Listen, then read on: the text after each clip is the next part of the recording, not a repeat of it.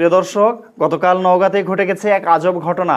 নওগাঁর অদূরে তিলেকপুর ইউনিয়নে একটি মাদ্রাসা রয়েছে, মহিলা মাদ্রাসা, যে মাদ্রাসাটির নাম খাতুনে জান্নাত রাদিয়াল্লাহু তাআলা আনহা।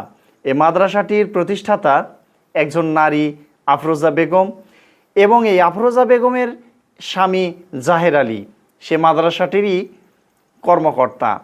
এই জাহের আলী গতকাল সেই মাদ্রাসার একটি 12 বৎসর বয়সী ছাত্রীকে ধর্ষণ চেষ্টাকালে কিছু মানুষ দেখতে পেলে সে সেখান থেকে পলায়ন করে।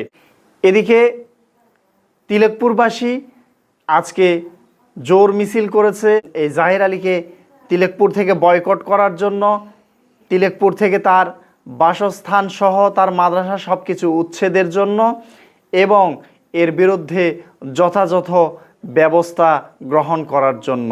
প্রিয় দর্শক, এই ঘটনাটি শুধু আজকে তিলেকপুরে নয়, বাংলাদেশের বিভিন্ন জায়গায় ছেয়ে গেছে এই একই রকমের ঘটনা। তাই সবাইকে সোচ্চার হওয়ার আবেদন জানিয়ে আমি মিছিলটি দেখার জন্য অনুরোধ করছি।